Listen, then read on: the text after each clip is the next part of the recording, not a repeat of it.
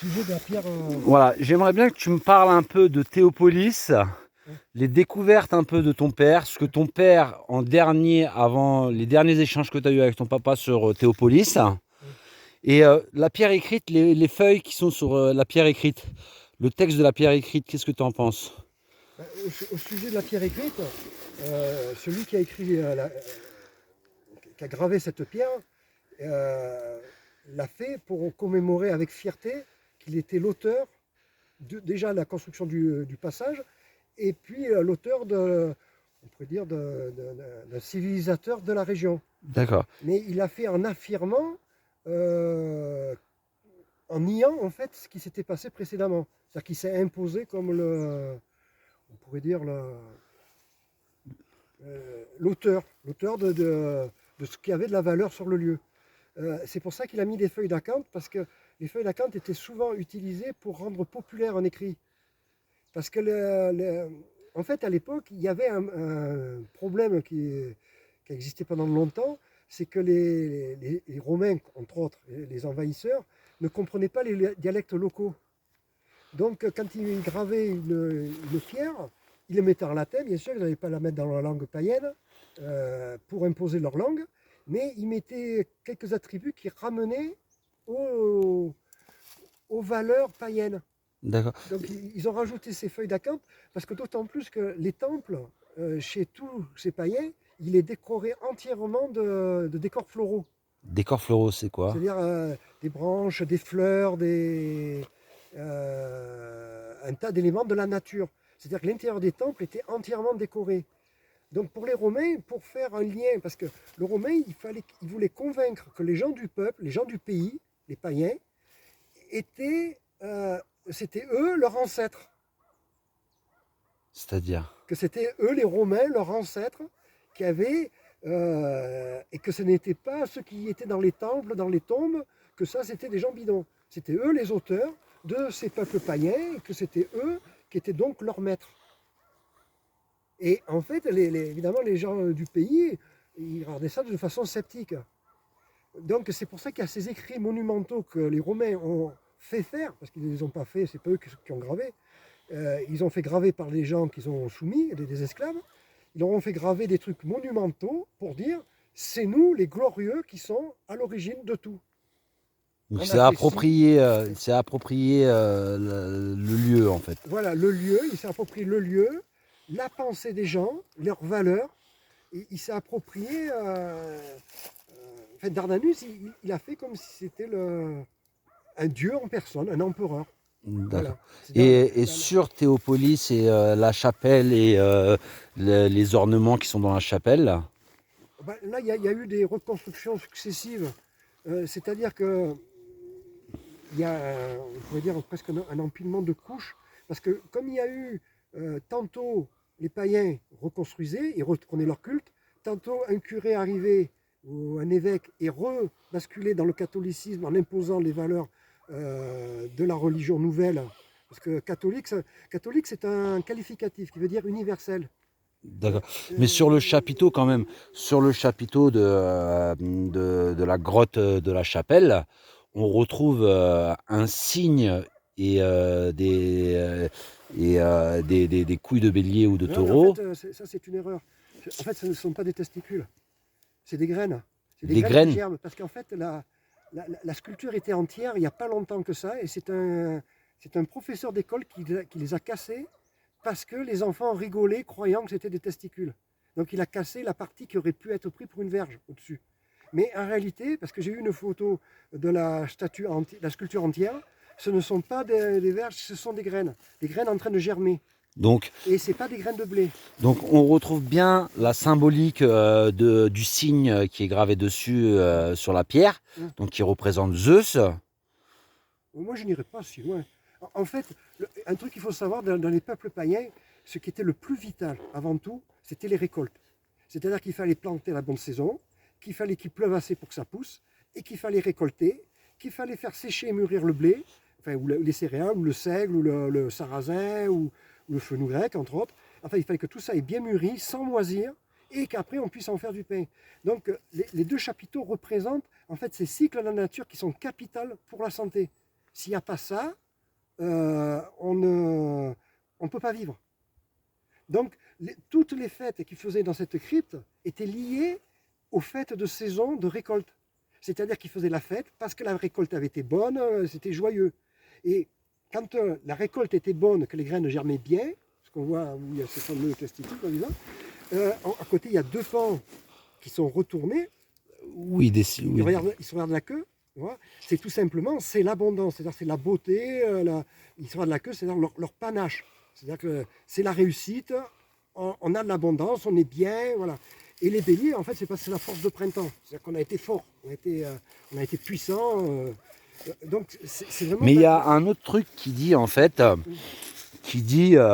bon, grosso modo, en fait, si on devait re-rentrer dans... Ça, alors, ça aurait un lien direct avec l'astrologie. Donc, comme à l'époque de Moïse, on était dans le cycle du veau. Donc, après, avec Jésus-Christ, l'arrivée de Jésus-Christ, on est rentré dans le cycle du bélier. Et après, justement, la fin de ce cycle qui doit se terminer en 2400, je ne sais plus combien, 2455, je crois, on va rentrer dans le cycle du Verseau. Et on retrouve justement les mêmes allégories, les apôtres qui se suivent, et aussi bien avec comme, j'arrive pas à l'exprimer. Mais en fait, grosso modo, ce serait un changement de cycle dans la croyance, en fait. En fait, on était dans le cycle du veau, on est rentré avec Jésus-Christ dans le cycle du bélier, d'où l'importance du bélier. Et après Jésus-Christ, on va rentrer dans le cycle du Verseau, en fait. Ah, mais bon, ça c'est un aspect, ça reste à déterminer. Mais moi, ce que je sais, c'est que tout ce qui est projection, divination sur ce qu'il peut y avoir dans le futur, ce qui a été, c'est rattaché aux Tyrénéens, aux Étrusques, qui étaient beaucoup dans ce besoin de savoir le présent, le passé, le futur, qu'ils étaient beaucoup dans l'angoisse. Les gens, les païens, enfin les peuples naturels, n'avaient pas de savoir qu'est-ce qui allait se passer dans le futur. Ils vivaient le moment, c'est-à-dire qu'il fallait avoir une bonne récolte pour l'hiver. Les années, ils ne les comptaient pas. Il fallait que chaque année soit aussi bonne que la précédente pour se sentir bien. C'était que leur but. Donc après, ils n'avaient pas les notions. Dans le paganisme, il n'y a pas la notion de ce qui se passera dans le futur. C'est les Étrusques, c'était des peuples envahisseurs. Ils attaquaient, ils ne savaient pas s'ils allaient survivre, ils ne savaient pas ce qu'il allait leur arriver. Donc étant tout le temps dans l'angoisse, parce qu'ils prenaient une attitude de pillard, prenant cette attitude, ils avaient des sortes d'oracles, où c'était des gens qui étaient coiffés d'une mitre, je veux dire, oui, comme le papilla, et qui possédaient une crosse, une espèce de canne avec un spiral, qui leur servait à viser les étoiles pour savoir quel allait être l'avenir sur les questions posées. C'est-à-dire à savoir si on attaque, est-ce qu'on va survivre?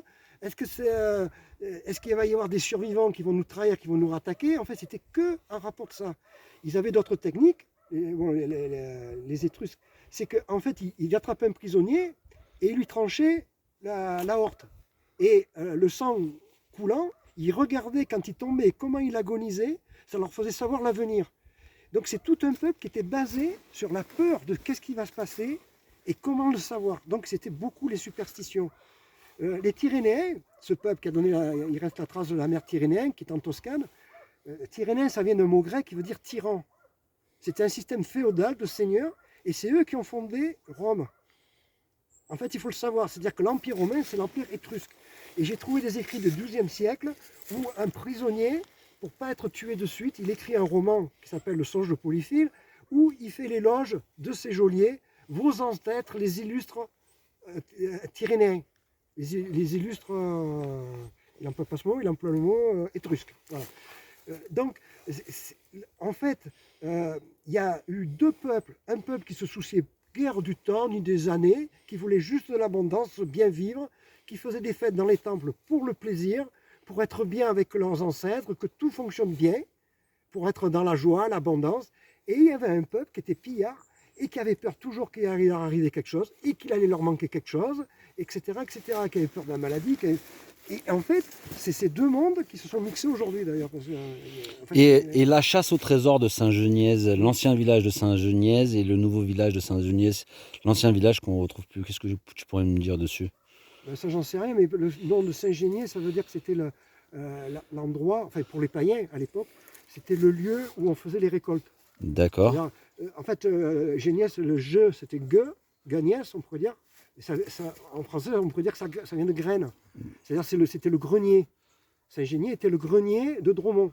C'est-à-dire que c'est là, il y avait des champs, il y avait de l'eau, il y avait un marécage qui était juste devant Saint-Génier. Oui. Donc c'était un endroit où on faisait pousser pour pouvoir se nourrir.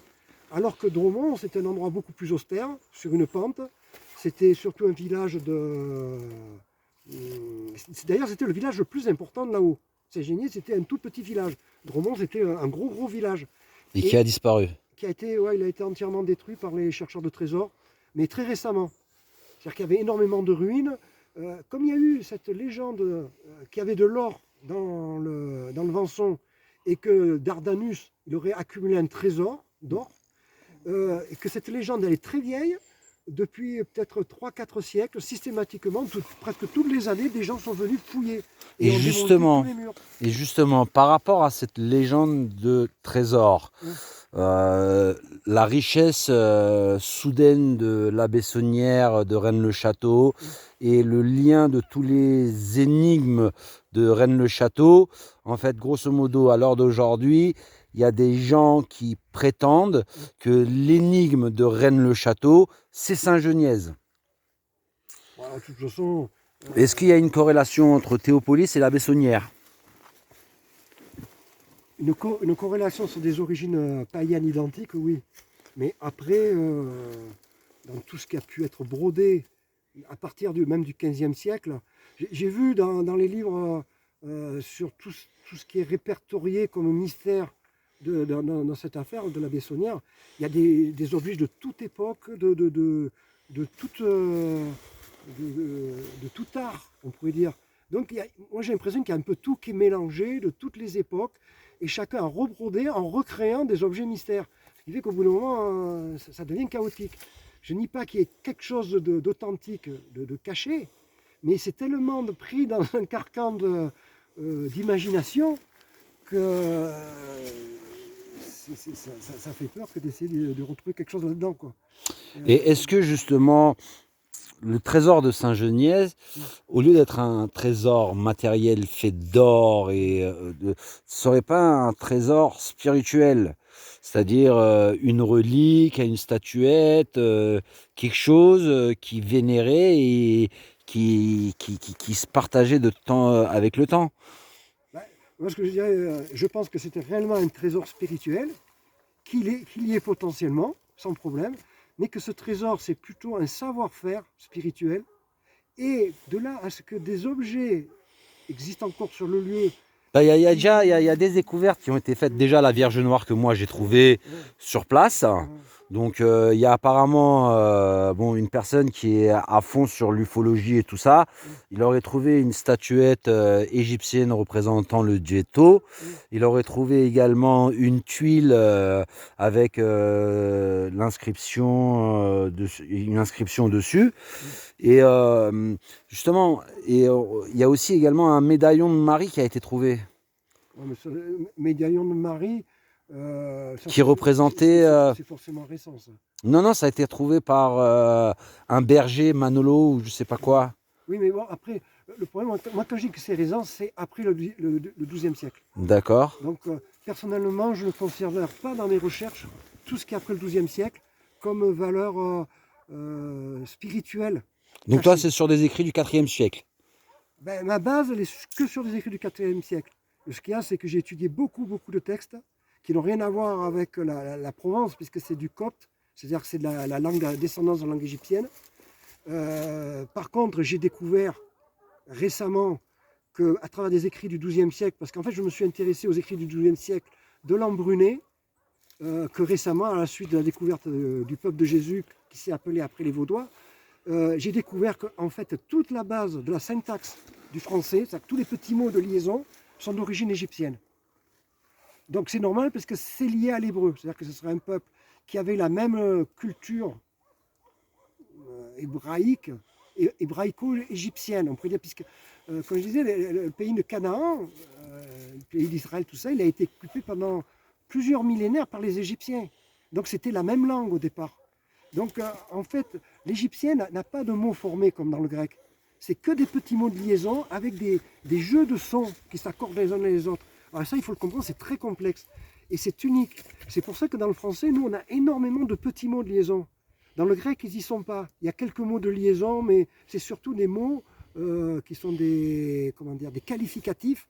Et c'est des mots qui sont des verbes, puisque c'est le verbe qui est moteur dans la langue grecque. Mais ce n'est pas la même structure cognitive. Ça n'a rien à voir. Et sur la pierre de fécondité, la pierre de fécondité, c'est ce que j'ai parlé tout à l'heure. Alors ça, on le retrouve en Israël ou dans tous les anciens temples. La pierre de fécondité, ce qui a été improprement appelé la pierre de fécondité, qui s'appelle en réalité une pierre de santé. Cette pierre de santé, c'est une pierre qui était placée derrière l'autel. Et l'autel, en fait, c'est ce qu'on appelle un coupoule. C'est une espèce de colonne de pierre sur lequel est creusé un trou dedans, avec une petite rigole. Et on fait un feu. Alors ça, tous ceux qui regarderont des anciens dessins de la Grèce antique, tout ça, on le voit partout, ces prêtresses devant leur autel en train de faire du feu.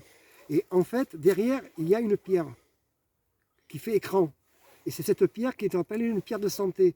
Et ça a été pratiqué ici jusqu'en 1880, puisque j'ai une histoire qui l'atteste, où il y avait encore cette pierre de santé avec ce coupule, et il y avait encore des processions où, à la suite, ça c'est une histoire de Paul Arène, il a amené des curés, et quelques temps après, ça a tout été disparu et tout détruit.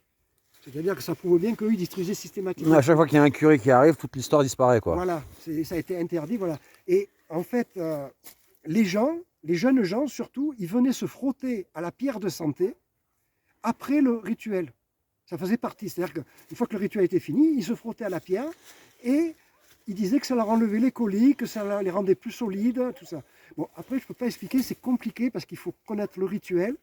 C'est quelque chose qui est caché, enfin qui est secret. Personnellement, le jour où si j'arrive à le resynthétiser, je pourrais dire les résultats. Mais il y a plein d'éléments qui ne sont pas dans une pierre, ni dans... il faut beaucoup d'éléments extérieurs, qu'il faut un savoir-faire pour que ça puisse fonctionner. C'est pas simplement d'avoir une pierre ou une coupe, même si elle a été sacrée à une époque, c'est pas par magie que ça va refonctionner. Il faut le savoir-faire qui va avec, automatiquement.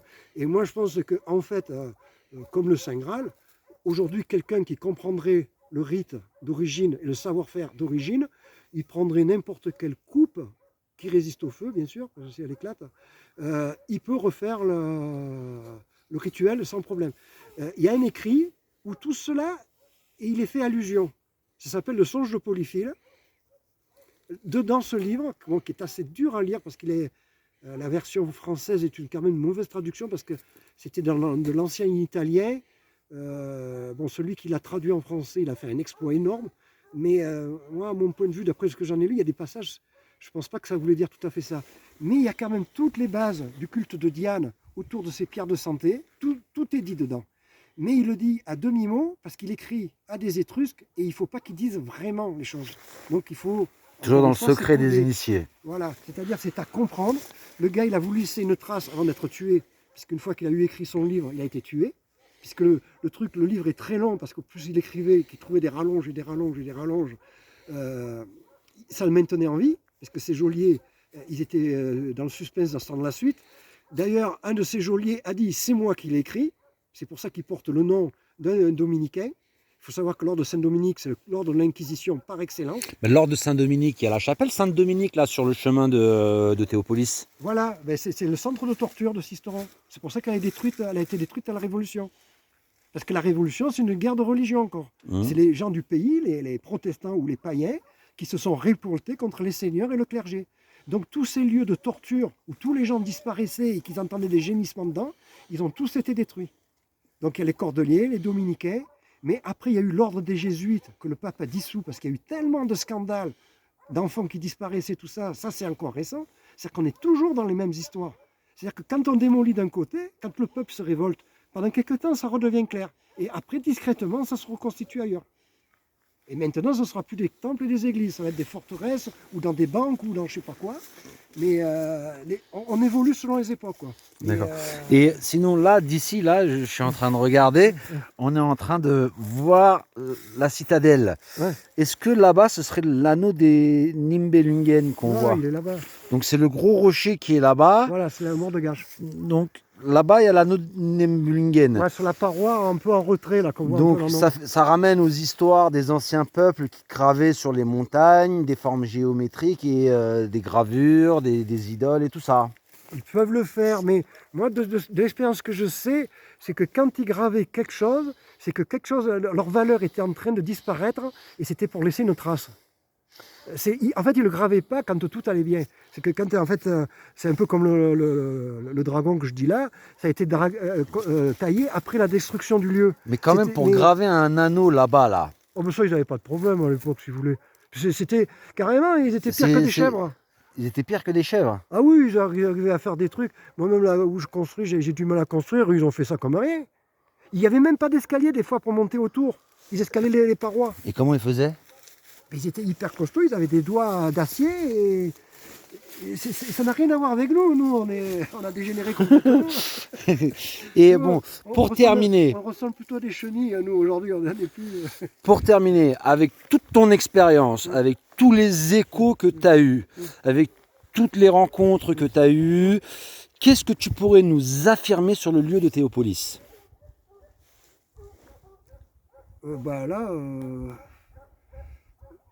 Il y a autant à trouver ailleurs que là. Enfin, moi c'est mon point de vue. Théopolis, le problème, c'est qu'il y a trop de gens qui l'ont scanné dans tous les sens, je dirais. Moi, personnellement, mon père s'est tellement passionné, j'y suis tellement allé que le lieu, je connais quasi... Tu as fait des découvertes là-bas? Non, mais je n'ai pas cherché à découvrir pendant des années. En fait, moi, je suis quelqu'un qui recherche plus dans les anciens manuscrits. Et les anciens manuscrits disent quoi de Théopolis alors? En fait, il y a peu d'écrits. Alors, mon père les a tous trouvés, je crois, tout ce qui parle de Théopolis. Le problème, c'est que c'est toujours des écrits en latin. Et le problème, c'est que c'est les conquérants qui détruisent les autres écrits. C'est les vainqueurs qui écrivent l'histoire. Voilà, et ils écrivent l'histoire, mais à leur façon. Donc, il n'y a qu'un écho. Et moi, je suis devenu très, très méfiant sur tout ce qui est écrit en latin. Donc, il n'y a pas de doute, Dardanus est venu là, il s'est imposé, tout ça. Mais ça ne révèle pas le mystère de Théopolis. Mais il était quand même l'intendant direct de Saint-Augustin et de Saint-Jérôme. Non, mais Saint-Augustin, il a été galvaudé. Saint-Augustin, c'était quand même l'un des 4 personnes qui ont écrit les évangiles. Ouais, mais ça a été fait après, ça. Ça a été après le XIIe siècle. Où c'est qu'ils sont allés chercher ces textes et comment ils les ont rangés? Moi, sur Saint-Augustin, je ne sais pas. J'ai lu quelques passages. Après, j'en connais d'autres où je suis beaucoup plus révolté parce que j'ai trouvé des écrits vaudois qui parlent de Saint-Bernard et j'ai trouvé des écrits en latin qui parlent de Saint-Bernard. Le problème, c'est qu'on se demande s'ils parlent de la même personne. C'est-à-dire que les Romains, ils avaient tendance à inverser carrément toutes les valeurs de quelqu'un. Et même, le pire des pillards, ils pouvaient en faire un saint. C'est-à-dire qu'ils le canonisaient à la fin, comme disait, ça a été un grand homme qui a sauvé plein de gens, alors qu'il en a massacré. En fait, moi je ne me fie absolument à aucun texte écrit en latin aujourd'hui. C'est des témoignages très orientés. Maintenant, quand je prends des textes beaucoup plus anciens en grec, parce que l'Église, la chrétienté a commencé par l'Église de Saint-Étienne, qui était une église grecque. C'est-à-dire que la langue officielle, c'était le grec. Et les Étrusques, qui sont les fondateurs de Rome, écrivaient en lettres grecques. Et pour terminer, le dernier truc, un lien avec Saint Jean-Baptiste, l'évangéliste. Saint Jean-Baptiste, alors, il a été dit le baptiseur parce qu'il a baptisé Jésus. C'est que ça. Mais des baptiseurs, il y en avait des millions à l'époque. Puisque dans tous les temples, il y avait des baptiseurs. C'était pas là c'est pas l'invention du baptême, Saint Jean-Baptiste. Mais est-ce qu'il y a un lien avec Saint Jean-Baptiste l'évangéliste et Théopolis? À Théopolis, puisque c'était un temple grec, il y avait forcément un baptiseur. D'accord. Et Johannes, c'est-à-dire Jean, c'était un des noms les plus courants. C'est comme en Chine, les Chang, il y en a des millions. Ici, Johannes, comme Jacobos, c'était que des noms qui étaient très très courants. Donc, il peut y avoir eu des Jean-Baptistes ici, enfin des gens qui baptisaient, mais Jean, ici, c'était Jean le Jeune, c'est-à-dire celui qui saute par-dessus le feu. C'était le maître du feu. C'est pour ça que les établissements qui étaient liés à Saint-Marc, Saint-Marcelin ou Saint-Marcel, c'était toujours des établissements près de sources, parce que c'était là que se faisaient les baptêmes.